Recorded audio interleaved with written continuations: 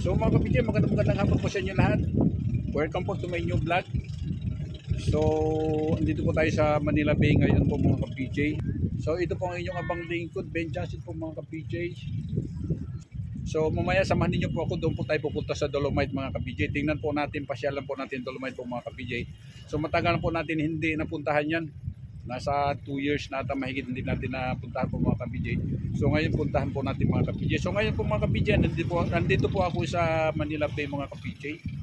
So mga ka-PJ, please po paki-like and share na lang po mga ka-PJ. Huwag na po ninyo kalimutan i-like po yung video natin po mga ka-PJ. And then sa mga hindi po nakapag-subscribe dyan, please paki-subscribe na lang po YouTube channel ko po. Sama Tawi-Tawi Adventure po mga ka-PJ. So at andito po tayo, ulitin po natin, nandito po tayo sa Ross Boulevard. Nandito po tayo sa Ross Boulevard po mga ka-PJ. Ayan, no? So ang ganda po, no? Ang ganda ng paligid na naman. Ulan na naman, ulan naman po mga ka-PJ. Yan. Tingnan niyo po ang kagandahan po dito sa paligid ng ng Ross Boulevard mga ka-PJ. Akalain po ninyo, nasa Ross Boulevard po tayo mga ka-PJ. So mga ka-PJ, halina po kayo, samahan po ninyo ako.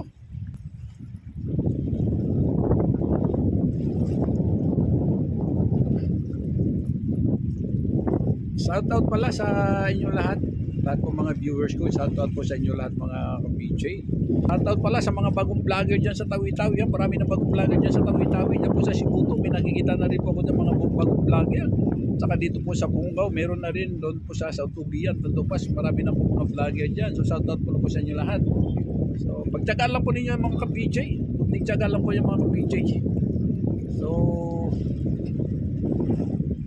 ayan, dito po tayo. So tara na po, pasyalan na po natin yung Dolomite po mga ka-PJ. Sa tagal-tagal na po natin hindi nakapunta dito, siguro mga 1 year, 2 years na siguro tayo hindi nakapag-vlog dito mga ka-PJ na. Ito na po nadatanan po natin dito sa kasalukuyan po ito mga PJ. So may mga kapit-tubig dahil sa alam naman po natin, tag-ulan po ngayon, medyo may mga kalakasan po ng hangin kunti at saka may mga alon-alon po mga PJ. So nakita po natin at so mga ka-PJ, ito po nakita ninyo po ngayon, itong kasalukuyan po Dolomite po, itong oras na po itong mga ka-PJ. Dito po tayo nakatayo sa Dolomite mga ka-PJ. So medyo malayo na po yung Dolomite po para ba na kung kaububukas na po ito, napakaganda no. Kumpara po natin sa ngayon, medyo malayo na po mga ka-PJ, malayo na po ang pagkakaiba. Dati po ang natapakan po natin dito po sa mga bato-bato, medyo maliliit na bato. So ngayon wala na. Ayan o, makita po ninyo mga ka-PJ. Kumbaga sa aso ito, parang galisin na aso na po itsura nito pa mga ka-PJ. No? Kumbaga sa aso po ito mga ka-PJ, parang galisin na aso na po itsura nito mga ka-PJ. Ayan o. Dahil sa masamang panahon po ito mga ka-PJ. Kasi yung mga alon, at inaano po ito, inahampas na alon, kaya ganito na po ang itsura mga ka-PJ. So paligid niya, ayan o, gaganda po, nagagandahan po ng mga nagagandahan po ng mga building, ganun pa rin.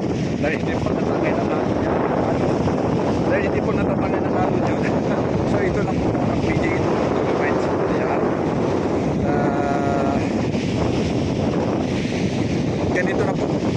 Ito na po ang Dolomite. Nagbago po ang itsura mga ka-PJ. So ito na po na nakita po natin mga ka-PJ. Ayan. At saka yung mga tao. At hindi na po gano'ng karamihan po nito mga ka-PJ. So ito po ang legacy po ito ni Tatay Digong mga ka-PJ. Ayan.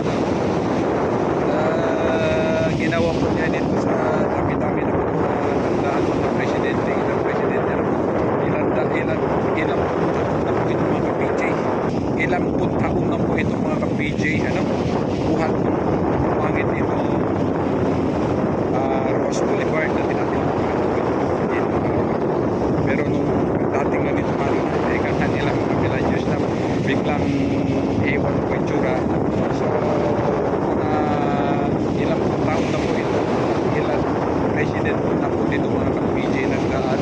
So wala po nakagawa dito si Tatay Digong po nakagawa dito po mga ka-PJ. So pinaganda niya nito, bahagi nito West Boulevard. So pinalinis niya. Hindi naman sinabi ko, malinis naman, napagaganda naman po mga ka-PJ.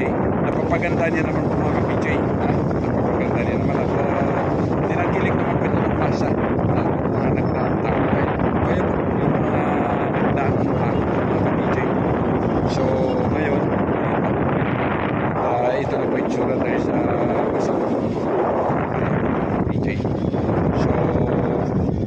So sa ngayon, andun na po, meron naman po pinupuntahan ngayon doon sa gilid ng Pasig River po ng mga tao. Yun po naman ay pinaganda naman po yan nung mag-asawang First Lady ng Marcos po mga ka-PJ. So pinaganda nila po yung gilid-gilid doon para pasyalan po ng mga tao. Tulad dito rin po, dito po ng panahon po ni Tatay Digong, pinaganda na rin po itong kalahati ng West Boulevard. Tatay Digong po nagpapaganda rito. So tinanggilik naman po ito ng masa. So ngayon ando naman po ngayon yung mga tao na pupunta naman po doon sa kabila. Doon na naman po mga PJ. At hintayin na naman po natin yung susunod na president kung saan naman po sila magpapaganda para pasyalan po, para pagtibangan po naman na masa po mga PJ. At ito po yung mga PJ ay siguro napanood naman ninyo mga nagtatang po mga PJ yung mga vlog dito, yung mga balito po dito mga PJ. Hindi naman po natin po nagkailan. Talagang tinanggilik ako ng masa. Nag-boom po dito mga PJ. Itong ano ito. So ganun lang talaga. Lipas-lipas lang yan. So ganun talaga yan. Parang mga circle, sasakyan din yan. Paglipas na yan, may bagong ano naman, may bagong labas naman. So yung mga gamit natin, wala naman yan. So ganun din po yung mga PJ. Tulad dito, lipas na ito. So kaya may bago naman sila pupuntahan doon. So maganda naman po tayo mga ilang taon na naman, pag may bagong president na naman, meron naman po sila bagong i-develop naman, palalputan ng mga masa. Yun ang mga ka-PJ. So gano'n lang yung mga ka-PJ. So sabihin ko ng mga ano po, yung mga kaibigan kong vlogger, meron din daw po dito. At mga Sabado at Linggo meron din daw mga PJ. Kasi ang inano po mga tao dito mga ka-PJ. So walang makainan kasi dito eh. Walang mamerenda. Pag nagutom pa, pag naano pa, wala. Kan nagugutom po ang tao, wala na. Pag nauhaw, wala na. Naghanap na po sa labas. So doon po sa kabila, marami pong kainan doon. Marami po silang kainan mga ka-PJ. So pwede naman po ninyo ito pasyalan ulit. Pwede po kayo pupunta rito. Once naman pupunta po kayo dito sa Metro Manila mga ka-PJ. Pwede po ninyo ito iikutang pasyalan. Kahit paano, may itsura pa rin. Meron pa rin po mga ka-PJ. Yun na nga lang. Siguro pagka panahon na ito ng summer at wala na po mga alon, hindi na po masamang panahon. So mapapaganda naman po ito ulit mga ka-PJ. So ngayon kahit gaano po linis po yan, nalinisin po ngayon yan. So pagka mamayang gabi, so pag abot po ng mamayang gabi, wala naman, madumi na naman. Ilang po sa madumi naman. So kaya kumbaga sa ano para sirang plaga po, ulit-ulit lang. Kaya medyo andumi po dito. Pabalik din po mga ka-PJ. So mga ka-PJ, matagal ko na po itong gustong pabalikan dito, itong Dolomite po mga ka-PJ. Kaso lang medyo nawawala po ako ng time doon pupunta rito. So sa ngayon, andito na rin tayo. At ito po, kasi namimiss ko na rin po itong mga ka-PJ, itong Dolomite po itong mga ka-PJ. Dahil nung kagagawa lang po ito, palagi po tayo rito, halos araw-araw po tayo rito mga ka-PJ. Umaga, tanghali, hapon na halos nandito po tayo palagi araw-araw. Kahit wala po tayo views, nandito rin po tayo. Pinagtsatsagaan din po natin ito na binablog po mga ka-PJ. So sa ngayon, nandito po tayo siguro nasa 2 years siguro ako bago makabalik dito po mga ka-PJ, bago po ito ma-vlog ka-PJ, bago yun po ito ma-vlog ulit mga ka-PJ. So ayun po mga ka-PJ, at nakita na po ninyo yung itong Dolomite po mga ka-PJ. So Dolomite pa rin po siya mga ka-PJ, Dolomite pa rin po siya.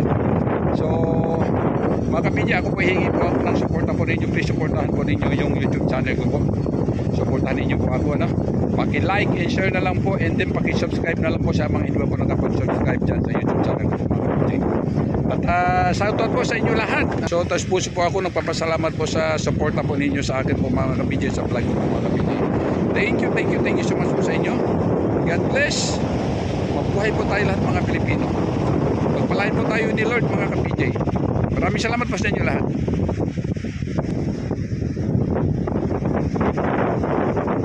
God bless po.